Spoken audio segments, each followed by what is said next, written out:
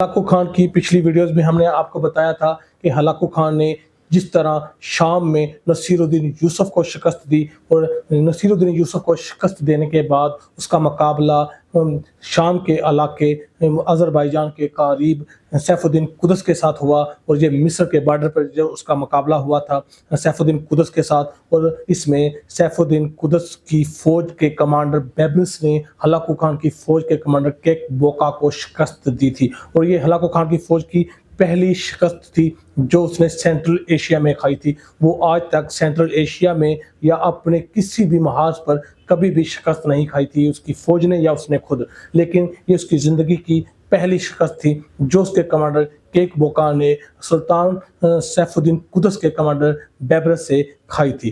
Cake मोका की हलाकत और N जलूद के मकाम पर शिकस्त से वो बहुत ज़्यादा दिल बर्दाश्त हो गया और गुस्से से खोलने लगा। उसने 6000 मंगोल फौज को लश्कर दोबारा शाम की तरफ रवाना किया कि वो वहाँ जाकर एक मौका की मौत का बदला ले और दोबारा मिस्र को फतह करे। जी हाँ, जब हलाकू खान की फ़ौज दोबारा 6000 का मंगोल फ़ौज मुकाबला करने के लिए सुल्तान सैफुद्दीन कुदस की फ़ौज का गई तो उन्होंने सबसे पहले अलीपो जो कि सैफुद्दीन कुदस की फ़ौज ने फ़तह कर लिया था, छीन लिया था मंगोलों से, दोबारा मंगोल फ़ौज ने अलीपो को फ़तह कर लिया। दोबारा ममलूक फ़ौज से उसको फ़तह कर लिया मंगोल फ़ौज ने और उसके बाद शाम के इलाके हमस में मंगोल फ़ौज का मुकाबला ममलूक फ़ौज के साथ हुआ और यहाँ भी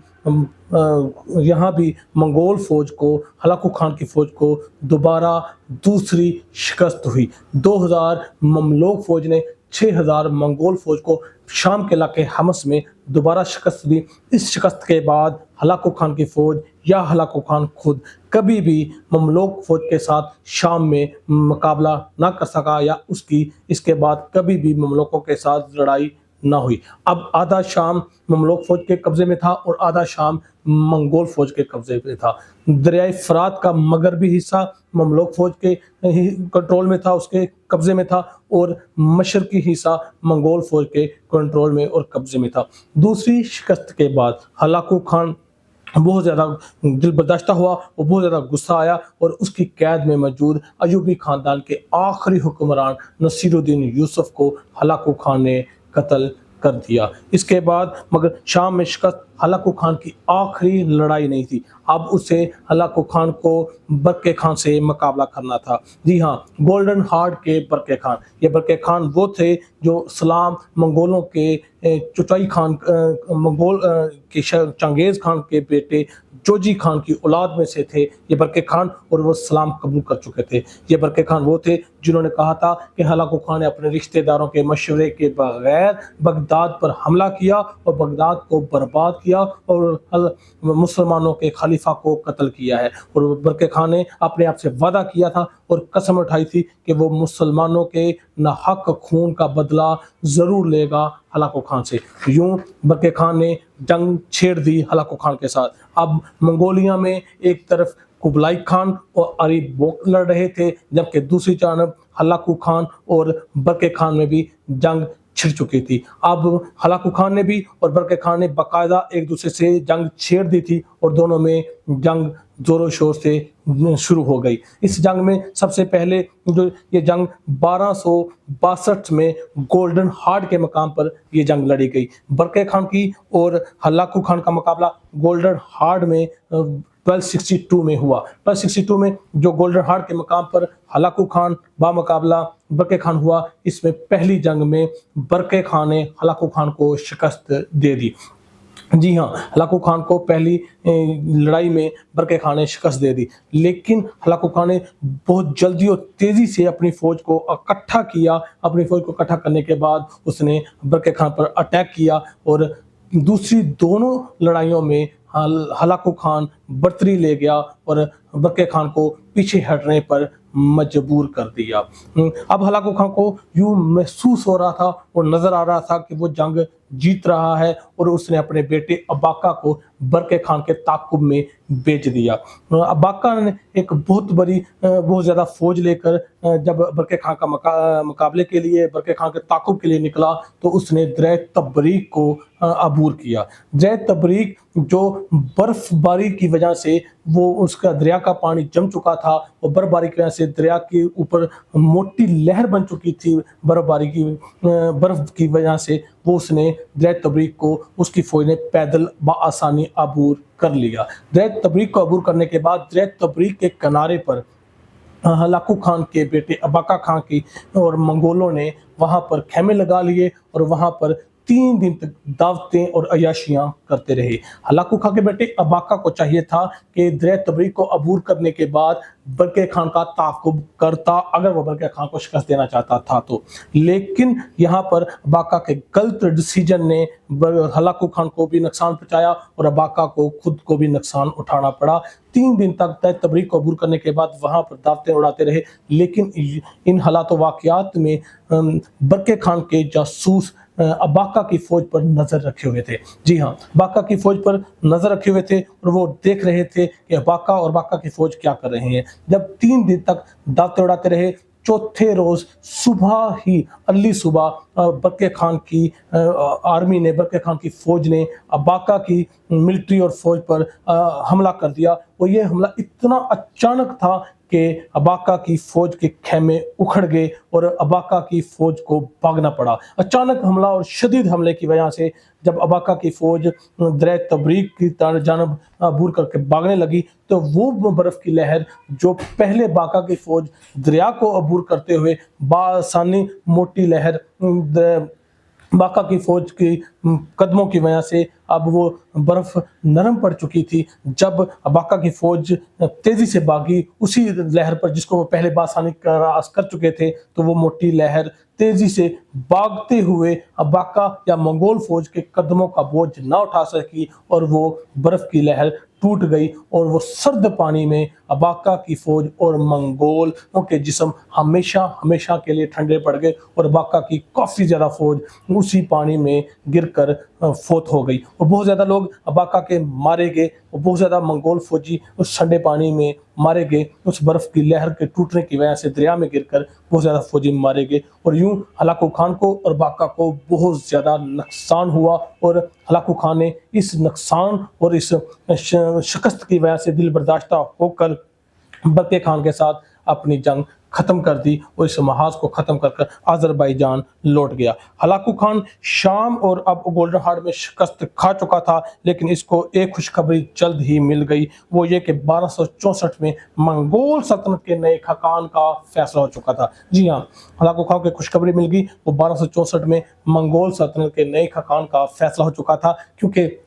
जो अरीबोक और कुबलाई खान की जंग लड़ रहे थे या जो लड़ाई उनकी हो रही थी उनमें सुलह हो गई और अरीबोक अपने भाई कुबलाई खान के हक में दस्तबरदार हो गया और इस तरह कुबलाई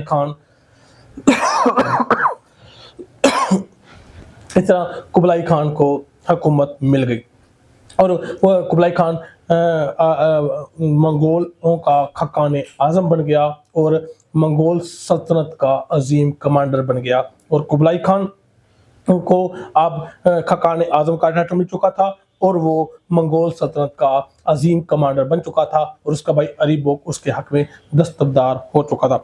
हलाकू खान ने भी 1264 में अपनी एक अलग सल्तनत बना ली और खुद को अल खान का टाइटल दिया। अल खान का टाइटल या अल खान के लक़्ब का मतलब था मातहत, जिससे उसने अपने भाई कुबलाई खान को पैगाम पहुंचाया कि वो हमेशा उसका मत्ताहत रहेगा, उसका फर्माबरदार रहेगा और इसने अपने लिए अल खान का टाइटल तजवीज़ किया। अब हलाकू खान ने कि अल खानी सल्तनत, हलाकू खान की कायम करदा अल खानी सल्तनत सेंट्रल एशिया में आमून दरिया से लेकर तुर्की तक फैली हुई थी और इसमें अफगानिस्तान का बहुत ज़्यादा हिस्सा और पाकिस्तान के सूबा बलूचिस्तान भी शामिल था। जी हाँ, अलखानी सल्तनत या जो हलाकू खान ने सल्तनत कायम की थी वो आमून दरिया से लेकर तुर्की तक और अफ़गानिस्तान मुकम्मल और पाकिस्तान का सूबा बलूचिस्तान इसका इस हिस्सा थे। और इसमें अलखानी सल्तनत में हलाकू खान ने अपने आप को अल खान डिक्लेयर कर दिया था। जी हाँ, इसके बाद हलाकू खान का इस सल्तनत को कायम करने के बाद हलाकू खान बामुश्किल 1 साल ज़िंदा रहा। और हलाकू खान के मौत के बारे में इतनी ज़्यादा उसकी आखिरी ज़िंदगी के बारे में इतनी ज़्यादा मालूमात दस्तयाब नहीं है। मॉडर्न हिस्टोरियन ये बताते हैं कि हलाकू खान अपनी मौत के करीब ज़्यादा ज़ालिम हो गया था और वो बात बात पर गुस्सा करता और बात बात पर रंजीदा होता और जुल्म की उसने तमाम हदें अबूर कर दी थी।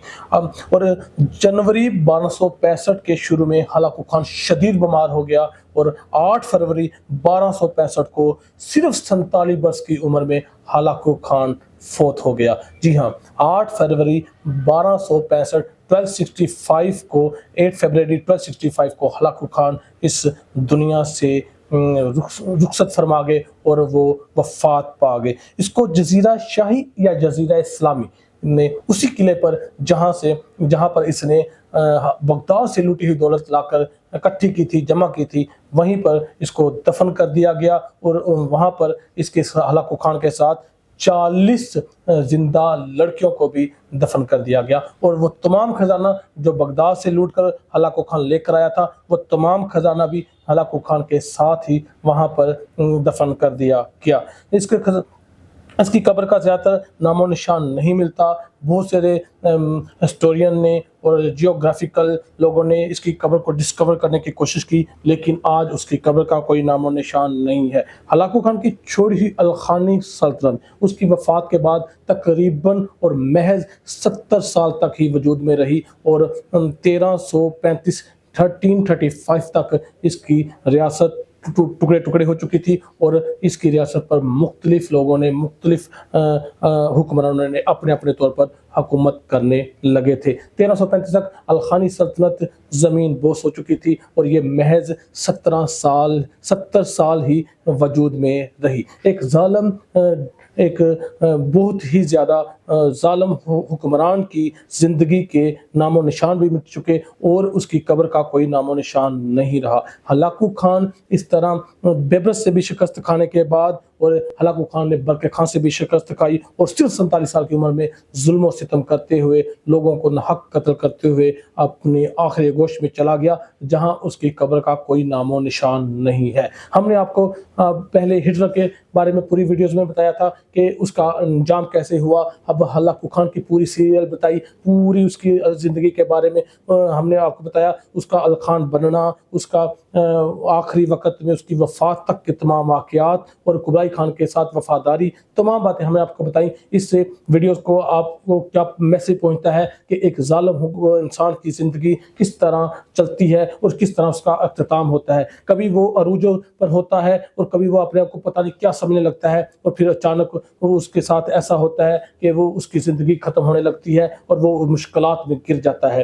कोई भी डिक्टेटर हो, कोई भी ज़ालिम हो, उसकी ज़िंदगी के जो अरूज होता है उसके बाद जब उसको ज़वाल आता है और वो ज़वाल इस कदर होता है कि उसका अरूज उस ज़वाल में दफन हो जाता है। हम उम्मीद करते हैं कि आपको हमारी वीडियो अच्छी लगती होगी। आप हमारी वीडियो को देखते रहें और हमारे चैनल को सब्सक्राइब करते रहें। अल्लाह हाफिज़।